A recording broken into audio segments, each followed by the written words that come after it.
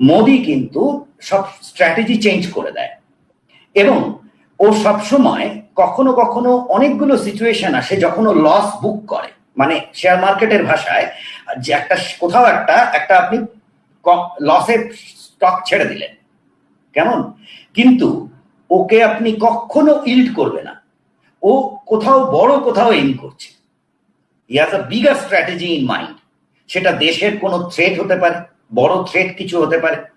সবসময় আমরা সরকার সরকার ভাবছি, সরকার করতো না, সরকার চলতো, কিন্তু সরকার ছাড়াও তো আরো থ্রেটস হতে পারে, সেটা তারা জানে। আপনি জানেন বে অফ বেঙ্গল ঘিরে অনেক কিছু ঘটছে, কখন কি ঘটে আমরা জানি না, এই ইনফরমেশন আমাদের কাছে নেই। আবার এমন হতে পারে সরকার বড় বড় স্টেপ নেওয়ার কথা বলছে, যেমন একটা এফসিআরএ বিল, ফরেন কারেন্সি রেগুলেশন অ্যাক্ট, যেটা রাজ্যসভায় রয়েছে, যে কোনো দিন এটা ভোটে উঠবে।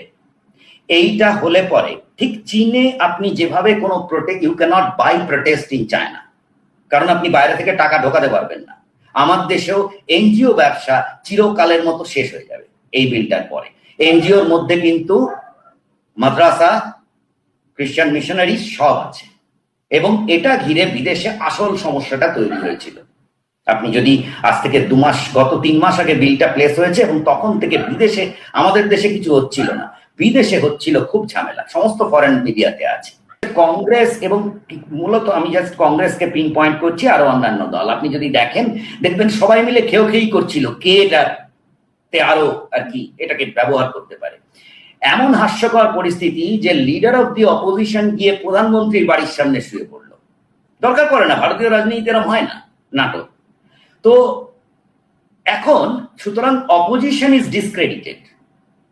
তাহলে আপনি যদি পলিটিক্সের ভাষায় দেখেন, এই রেজিগনেশনের মাধ্যমে বিজেপির 1 পয়সা লস নেই, জিরো সাম গেম হয়ে গেছে। অপোজিশন ডিসক্রেডিটেড, বিজেপির কোনো পলিটিক্যাল লস নেই, ধর্মেন্দ্র প্রধানের রেজিগনেশনের মাধ্যমে কোনো পলিসি চেঞ্জ নেই, শুধু student, general mass of students, তাদের কাছে আর কোনো ইস্যু রইল না, পিরিয়ড। এটা এবার আগেবারও অন্য ঘটনা আসবে।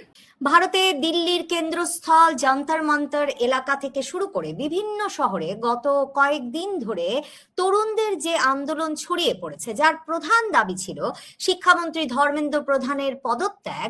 এখন শিক্ষামন্ত্রী ধর্মেন্দ্র প্রধান পদত্যাগের ঘোষণা দেওয়ার পর সেই তরুণেরা ককরোচ জনতা পার্টি সিজেপির ব্যানারে যারা আন্দোলন করছেন, তারা তাদের দাবি দেওয়া আবারও একরকমের নবায়ন করেছেন। তারা নতুন দাবি কিছু নিয়ে হাজির হয়ে বলেছেন তারা দিল্লির যন্তর মন্তর এলাকা থেকে, মানে কেন্দ্রস্থল থেকে রাজধানীর, এখনই তাদের বিক্ষোভ সরিয়ে নেবেন না। এরপরে আসলে কি আছে, গত কদিন ধরেই ভারতে এবং ভারতের বাইরে বিভিন্ন সংবাদ মাধ্যম এই আন্দোলনের সঙ্গে শ্রীলঙ্কা, বাংলাদেশ, নেপালের সাম্প্রতিক আন্দোলনের তুলনা করছিল এবং লিখছিল যে এই আন্দোলন আসলে শেষ পর্যন্ত শিক্ষামন্ত্রী ধর্মেন্দ্র প্রধানের পদত্যাগেই শেষ হবে, নাকি আরো বড় কোনো দাবি শেষ পর্যন্ত তারা আদায় করে নিতে চাইবে। এরপর কি মোদী সরকারের পতন, প্রধানমন্ত্রী মোদীর পদত্যাগ, এসব নিয়েও নানা আলোচনা চলছে। এই নিয়ে আলোচনায় আমার সঙ্গে যুক্ত হয়েছেন ভারতের সিনিয়র সাংবাদিক প্রতিম রঞ্জন বোস। প্রতিম রঞ্জন বোস, আপনাকে স্বাগত জানাই। এরপরে কি আসলে এই যে তরুণদের আন্দোলন এক দাবিতে থামবে না, তরুণদের আন্দোলন আরো দাবি দেওয়া আদায় করে নেবে, এ শঙ্কাটা যেমন ছিল, আরেকটা আলোচনা ভারতীয় সিনিয়র সাংবাদিকেরা, কলামিস্টেরা লিখছিলেন যে বিজেপি সরকার যে সহজে শিক্ষামন্ত্রীর পদত্যাগের বিষয়টা মানছে না, কারণ বিজেপি কখনো আন্দোলনের মুখে মন্ত্রী সরিয়ে নেয় না। মানে কংগ্রেস সরকার নিত, বিজেপি সরকার সেই নীতিতে বিশ্বাস করে না। তার মানে তো বিজেপি সরকার একটা বড় ধরনের মানে নতি স্বীকার করলো আন্দোলনকারীদের কাছ থেকে, কিন্তু তাতে তো আন্দোলনকারীরা বলছে না যে তারা বিক্ষোভ থেকে সরে যাবে। এরপর কি? 2013 সালে দিল্লিতে দিল্লি রেপ ঘিরে এবং সমসাময়িক চলতে থাকে আন্না হাজারের একটা অনশন, তাকে ঘিরে আপ উঠে আসে এবং তাতে অরবিন্দ কেজরিওয়াল নামক এক ব্যক্তি উঠে আসেন, যিনি বলেন রাজনীতি করা তার লক্ষ্য নয়, দেশ বদলানো লক্ষ্য, এবং পরের দিনই উনি রাজনৈতিক দলটল করে ফেলেন। তারা বিপুলভাবে জিতে দিল্লিতে আসে এবং খুব হইচই পড়ে। এবং আপনাকে একটা পার্সোনাল কথা শেয়ার করতে পারি, আমি সারা জীবনে কোনো রাজনৈতিক দলে নাম লেখাইনি, কোনো রাজনৈতিক দলে নয়, কোনো স্টুডেন্টস ইউনিয়নে নয়। কিন্তু একবার আমি ভেবেছিলাম, এবং দেখুন মূর্খামি মানুষ সারা জীবন করে, সেটা নিয়ে যথেষ্ট আমাকে আমার বন্ধু বান্ধবেরা আমার পেছনে লেগেছিল পরে। তো সুতরাং এই অ্যাপিলগুলো কতটা অ্যাপিলিং হয়, যে করাপশন, অ্যান্টি করাপশন ইত্যাদি, তাই বোঝাবার জন্য বললাম, বিয়ন্ড দ্য মজা। এবার এই যে এই আপকে এখন আপনি আর দেখতে পাচ্ছেন নেই। এবারে পাঞ্জাবে বিজেপি অ্যাডভান্টেজ আছে জেতার, 2027 ইলেকশন আছে। একটা যে চিফ মিনিস্টার তার সম্পর্কে একটু ইন্টারনেট সার্চ করলেই পেয়ে যাবেন, সেখানেও একটা পেপার লিক হয়েছে। আর আপের যারা এমপি ছিল তারা এখন বিজেপিতে যাচ্ছে, এবং তারা মালিওয়ালের মতো, সাথী মালিওয়াল খুব বড় ফেস ছিল, যে অরবিন্দ কেজরিওয়ালের এবং আপের এগেনস্টে উইমেন হ্যারাসমেন্ট ইত্যাদি সমস্ত ইস্যুজ এনেছে। আমি এটা আপনাকে বললাম এই কারণে যে রাজনীতিটা কখনো 1+1=2 না। হ্যাঁ, মোদি গভর্নমেন্ট অ্যাপারেন্টলি এটাই লজিক ছিল, মোদি গভর্নমেন্ট কখনো করবে না, রিজাইন করবে না।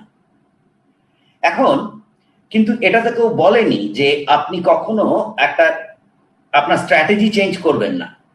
ব্রাজিল যদি এক স্ট্র্যাটেজিতে খেলে শেষ হয়ে যেতে পারে, তাহলে সেই স্ট্র্যাটেজি ধরে রাখার কি দরকার, আপনাকে স্ট্র্যাটেজি চেঞ্জ করতে হবে।